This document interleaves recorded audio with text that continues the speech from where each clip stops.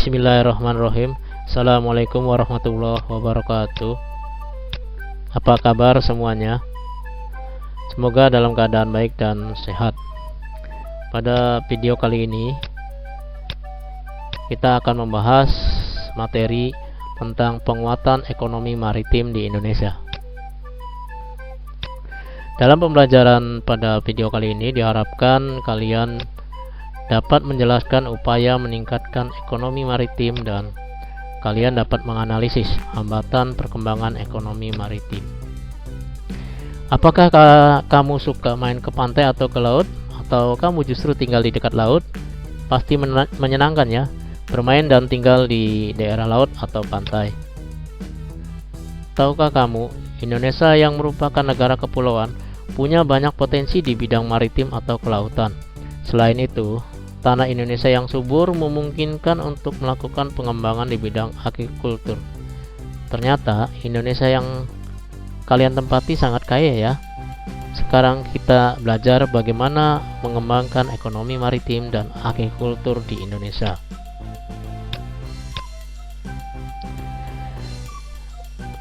Satu, penguatan ekonomi maritim. A. Potensi ekonomi maritim Indonesia.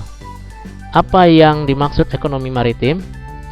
Ekonomi maritim merupakan kegiatan ekonomi yang mencakup transportasi laut, industri galangan kapal dan perawatannya, pembangunan dan pengoperasian pelabuhan beserta industri dan jasa yang terkait.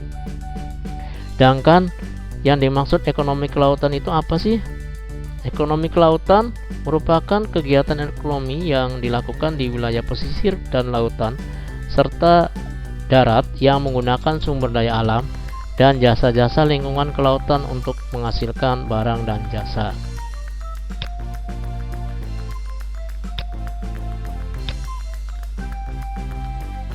Apa perbedaan dan persamaan ekonomi maritim dengan ekonomi kelautan? Kalau kita lihat dari perbedaannya, ekonomi maritim merupakan kegiatan ekonomi yang mencakup transportasi laut, sedangkan kelautan merupakan kegiatan ekonomi yang dilakukan di wilayah pesisir. Dengan persamaannya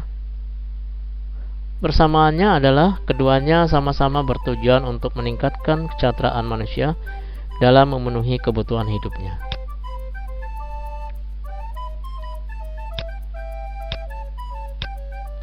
Perlu diketahui sekitar 75% dari total wilayah Indonesia terdiri dari wilayah perairan atau lautan. Wilayah laut Indonesia yang sangat luas merupakan potensi yang penting dan perlu dipelihara serta ditingkatkan kualitasnya. Contoh kekayaan Indonesia di bidang ekonomi maritim dalam bentuk pengembangan rumput laut. Rumput laut merupakan kekayaan sekaligus keindahan bawah laut untuk menarik wisatawan, baik asing maupun lokal. Menurut Kementerian Kelautan dan Perikanan 2010, terdapat 108 kawasan konservasi perairan dengan luas 15,78 juta hektar yang diharapkan dapat meningkat menjadi 20 juta hektar pada tahun 2020. Beberapa daerah yang memiliki keindahan bawah laut yang sudah sangat mendunia dan menjadi spot penyelam dan wajib dikunjungi para penyelam seperti Bunaken di Sulawesi Utara, Raja Ampat di Papua Barat, kemudian Labuan Bajo dan Wakatobi. Apakah kalian mengetahui bahwa sekitar 75% dari total Indonesia itu terdiri dari wilayah perairan atau lautan?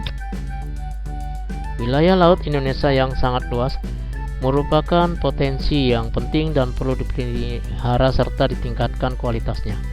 Berdasarkan statistik perikanan tahun 2021 dari Food and Agriculture Organization, Indonesia merupakan negara peringkat kedua dalam produksi perikanan tangkap dan peringkat keempat dalam produksi perikanan budidaya.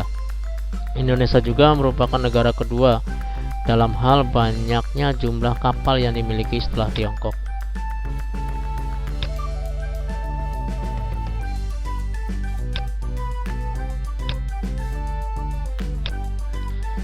B. Kondisi ekonomi maritim di Indonesia dan negara-negara ASEAN.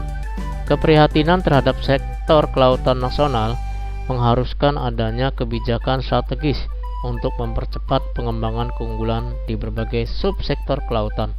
Pembangunan ekonomi maritim ingin menjadikan kekayaan potensi kemaritiman sebagai landasan untuk mengadakan ketersediaan infrastruktur yang berkualitas terutama di sektor kemaritiman.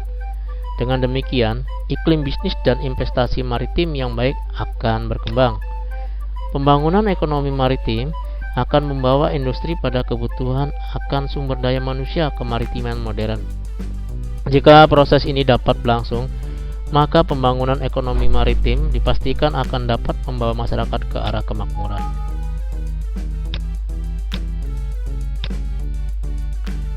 Pembangunan di bidang kelautan diarahkan untuk mencapai 4 tujuan, yakni yang pertama, pertumbuhan ekonomi tinggi secara berkelanjutan.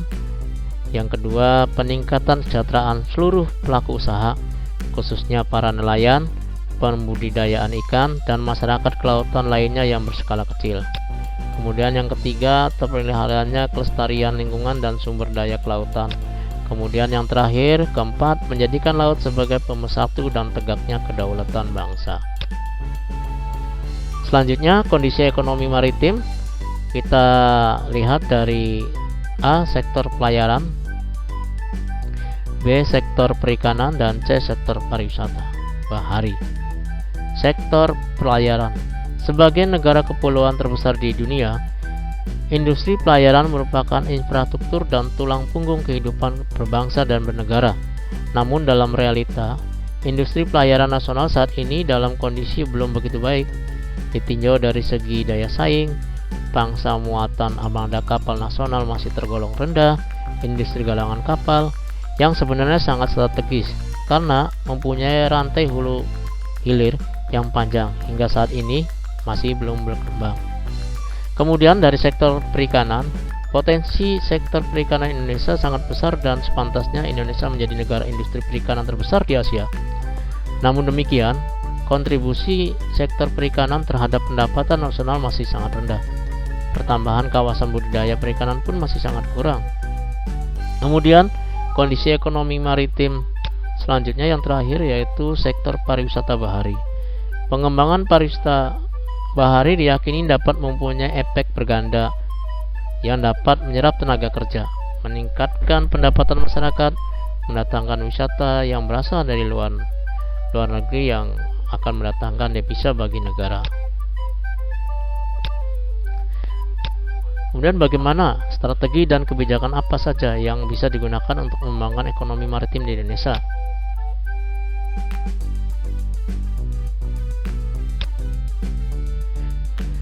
Strategi dan kebijakan pengembangan ekonomi maritim di Indonesia.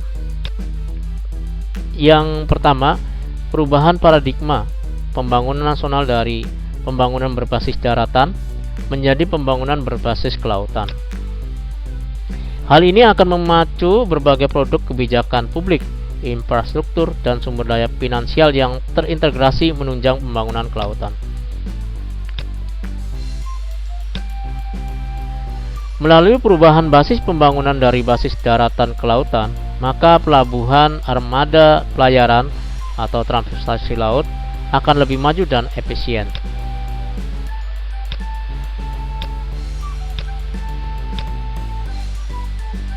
Yang kedua, memacu percepatan pengembangan infrastruktur dan ketersambungan maritim, membangun jalan tol laut, pelabuhan laut, logistik, industri perkapalan, diyakini akan mengurangi inefisiensi ekonomi nasional dan meningkatkan daya saing produk dalam negeri.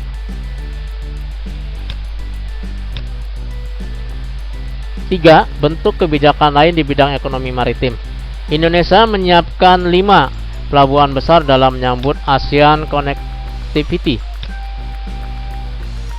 Yang pertama, Provinsi Sumatera Utara terdapat pelabuhan Belawan. Kemudian yang kedua, Batam, Provinsi Kepulauan Riau terdapat pelabuhan Batu Ampar. Yang ketiga, DKI Jakarta terdapat pelabuhan Tanjung Priuk, kemudian disusul di Semarang, Jawa Tengah, terdapat pelabuhan Tanjung Mas, dan yang terakhir di Surabaya terdapat pelabuhan Tanjung Perak. 4. Menyiapkan kerangka regulasi yang sesuai dengan semua pihak.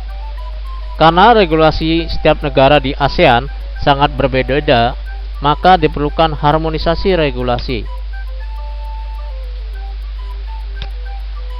Menjelang pemberlakuan Masyarakat Ekonomi ASEAN (MEA), mengatasi masalah sektor perikanan menjadi sebuah keharusan. Kendala kita menghadapi MEA sekarang sesungguhnya bukan pada aspek perikanan itu sendiri, tetapi lebih kepada aspek pemberdayaan, terutama pemberdayaan nelayan, karena nelayan sebagai pelaku utama perikanan. Oke, terima kasih. Semoga bermanfaat video kali ini. Dilanjutkan pertemuan yang akan datang tentang penguatan agrikultur di Indonesia. Selamat pagi dan sampai ketemu kembali. Wabillahi taufiq wal hidayah. Assalamualaikum warahmatullahi wabarakatuh.